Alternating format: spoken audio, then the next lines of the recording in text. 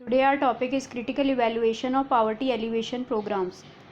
इसका मतलब है जो पावर्टी एलिवेशन प्रोग्राम्स गवर्नमेंट ने चलाए थे उसके क्या फ़ायदे और क्या नुकसान हुए। फ़ायदे क्या हुए थे कि जो एब्सोल्यूट पावर्टी थी, यानी कि जो लोग पावर्टी लाइन के नीचे होते हैं वो काफ़ी कम हो गए थे।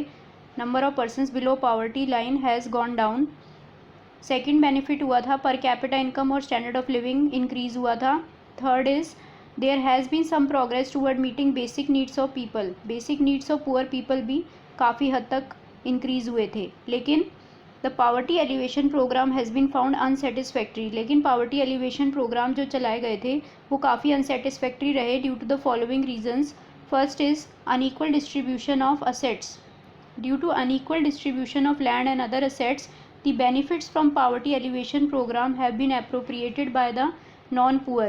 जो भी benefits होते हैं unequal distribution of assets, जो भी benefits हुए वो ज़्यादातर किसको मिले? non-poor को।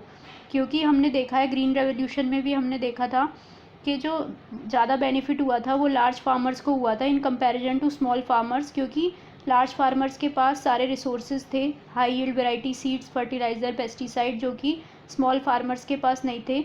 ऐसे ही लैंड सीलिंग में भी हमने देखा कि जो लैंड ओनर्स थे उन्होंने जो लैंड था वो अपने रिलेटिव्स के नाम कर दिया था, जिससे कि जो लैंडलेस लोग हैं उनको लैंड नहीं मिल पाया, गवर्नमेंट उनको लैंड डिस्ट्रीब्यूट नहीं कर पाई।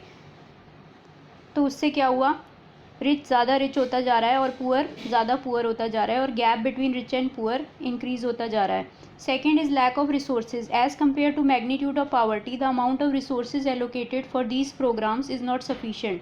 जितनी मैग्नीट्यूड ऑफ पावर्टी है, जितनी ज़्यादा पावर्टी है, उस हिसाब से जो प्रोग्राम चलाए जा रहे हैं उनको रिसोर्सेज एलोकेट उस हिसाब से नहीं किए जा रहे, काफ़ी कम किए जा रहे हैं।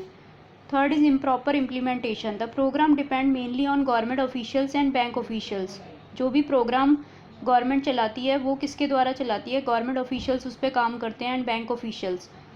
अगर वो लैक ऑफ ट्रेनिंग उनको मिलेगी, ढंग से ट्रेनिंग नहीं मिलेगी, करप्शन बहुत ज़्यादा है और प्रेशर रहता है लोकल लीडर से, वहाँ के जो भी एरिया होता है वहाँ के लोकल लीडर से काफ़ी प्रेशर रहता है गवर्नमेंट ऑफिशियल और बैंक ऑफिशियल्स के ऊपर।